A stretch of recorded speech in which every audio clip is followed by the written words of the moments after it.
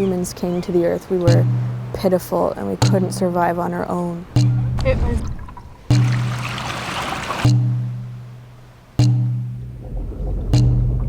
We are only here, I am only here because of the generations and millennia of fish that have given their bodies to us for sustenance. My nation was worried about fish conservation long before DFO or the government was. Time and again, the nation has tried to raise the alarm and feels like nobody listens.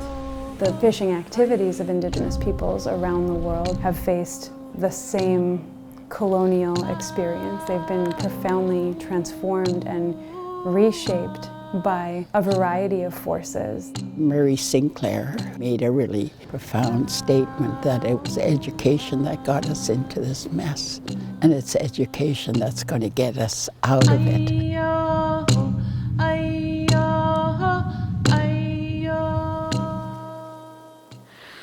The Center for Indigenous Fisheries is a place where we've been able to do good scholarship as Indigenous people and allies without having to justify our scholarship in the first place. It's a space where we get to be the voice for folks who have been marginalized from Western academic research. And that really is core to who we are, is adopting an anti-colonial approach of bringing forward Indigenous fisheries in their own sovereignty and their own rights.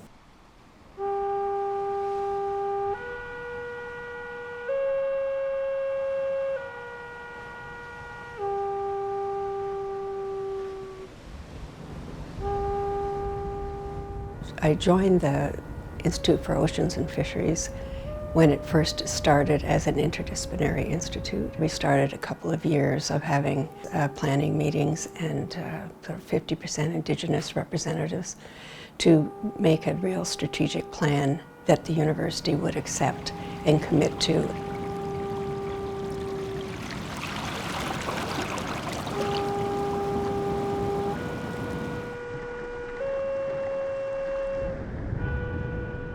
You can't really honor any responsibilities to the things that you're learning if you're only interested in learning in very structured and prescriptive ways.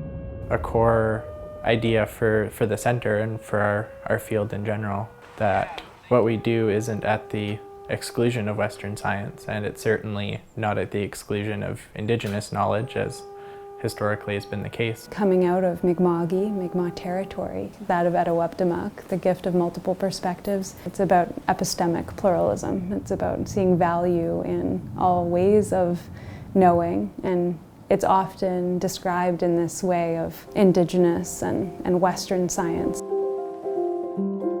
Two-eyed seeing is this framework or approach to research that puts Indigenous knowledge systems or perspectives on even level, even playing field with Western approaches to science. Two-eyed seeing has really been a vehicle for me and my nation to help to rebuild broken relationships with colonial entities like the province of Ontario, and not have this weird power imbalance where the province or this traditional science is overpowering our lived experience as Indigenous people. It's really about coming together and bringing our different strengths to achieve a shared vision, knowledge, understanding.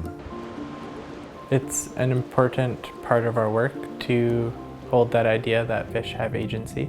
There's a two-way dependency there, that we take care of the fish and they take care of us. And we certainly take a non-traditional approach to doing this research that's relational and really centers communities' needs and inputs. A lot of care is placed into understanding why we're asking certain questions, how we're addressing them. All of our projects develop over years of just spending time with people. Making sure that whatever we do is not kind of like the typical Western science where they just go in, take what they want, leave. It's you go in and you take care of the people that are there, like first and foremost. And any work that you do is contributed to the well-being of all, as opposed to just the well-being of the pursuit of academia. I think the biggest challenge is the work that you have to do inwards when you're trained as a scientist. It's reinforced that you should know everything, and deconstructing your ways of thinking is incredibly challenging work.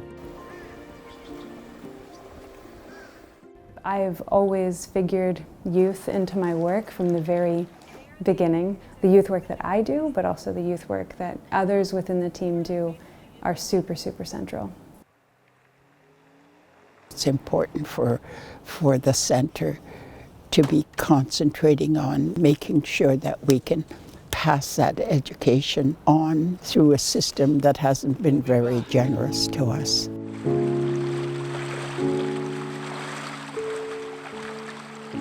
Something that I think really sets us up to do our work in a good way is to be situated in home community contexts, so they don't have to give up language and community and connection and culture. When I first reached out to Andrea and was looking to join, I was still fairly disconnected from my community. I didn't grow up in the community, and so I was looking for better connection, and I had a lot of unknowns about my identity and my place as a colloquiate person. It's been like my way home. I got to live here for the first time the summer doing my undergrad work, and now I live here full time,